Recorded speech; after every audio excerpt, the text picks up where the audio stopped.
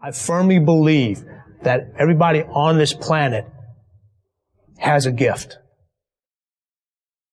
It's your job to figure out what that gift is. Then it becomes your job to decide whether you're going to act on that or not. Everyone sees the work that you put in, but it's what you don't see is going to determine how far you're going to get.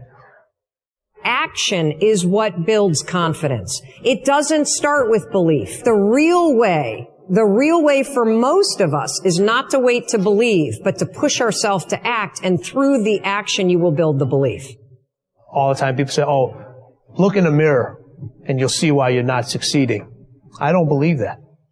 It's what you don't see in the mirror. That's what's holding you back.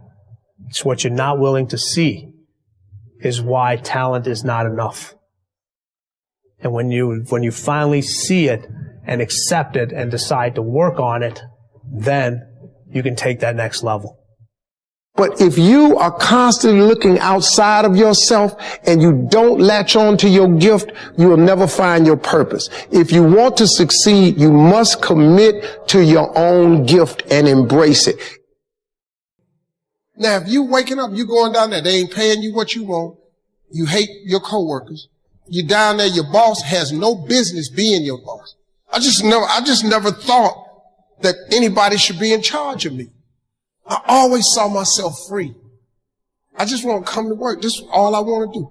Bishop Jake said this, that I would hate to die and never do the thing I was born to do. You should look into that before you mess around and check out of here. I think everyone can always, brush up on their technique. It is, what we do is takes a lot of research. If you really want to inhabit a role, it takes a lot of work and training, and I think it's incredibly important to constantly, no matter how successful you are, it's incredibly important. I always believe that natural talent can take you so far, but I think you need to have the work ethic and the drive to achieve your potential. I'd say, my natural talent, probably brought me 50% of the way. But then after that, it was all down to the work that I've done and the volume of work that I've done over the last 15 years, when I really started to take golf seriously and, thought about, making this a career. One thing we've failed to do in the educational system is alert people that if you're doing what no one has done before, stuff goes wrong.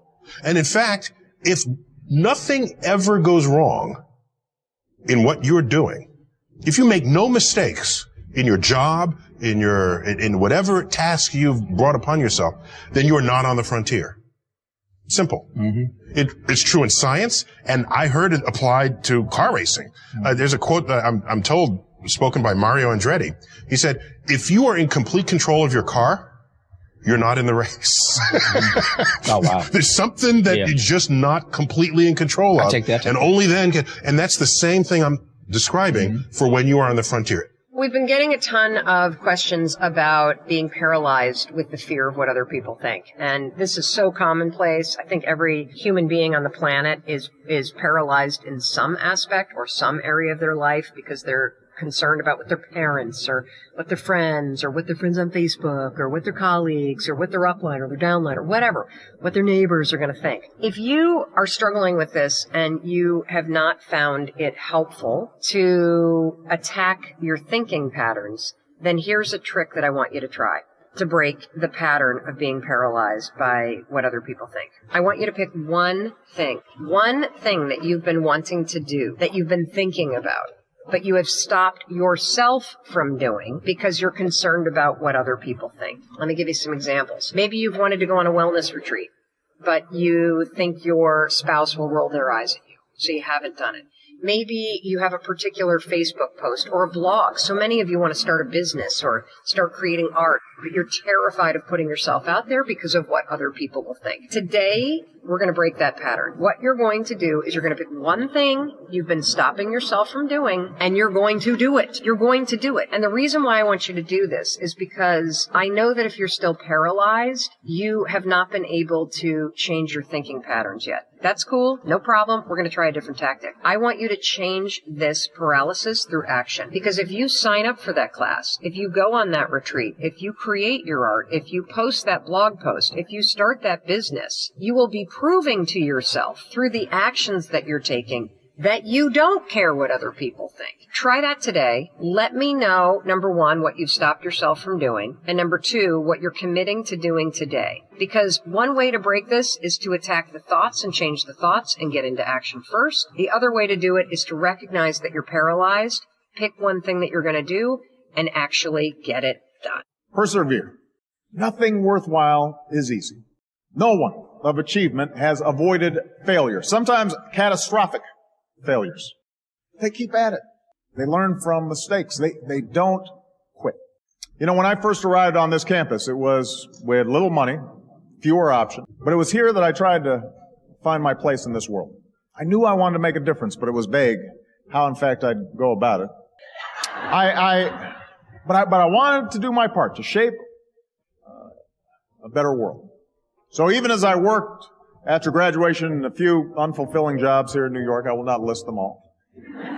Even as I went from motley apartment to motley apartment, I reached out and I started to write letters to community organizations all across the country. And one day, a small group of churches on the south side of Chicago answered, offering me work with people in neighborhoods hit hard by steel mills that were shutting down, and communities where jobs were dying away. The community had been plagued by gang violence, so once I arrived, one of the first things we tried to do was to mobilize a meeting with community leaders to deal with gangs. And I'd worked for weeks on this project. We invited the police, we made phone calls, we went to churches, we passed out flyers. The night of the meeting, we arranged rows and rows of chairs in anticipation of this crowd, and we waited, and finally a group of older folks walked into the hall, and they sat down, and this little old lady raised her hand and asked, "Is this where the bingo game is?" It was a disaster. Nobody showed up. My first big community meeting. Nobody showed up. And later, the volunteers I worked with told me, that's it, we're quitting.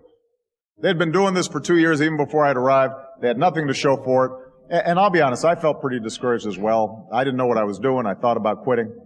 And as we were talking, I looked outside and I saw some young boys playing in a vacant lot across the street. And they were just throwing rocks up at a boarded building. They had nothing better to do. Late at night, just throwing rocks. I said to the volunteers, before you quit, answer one question. What will happen to those boys if you quit? Who will fight for them if we don't?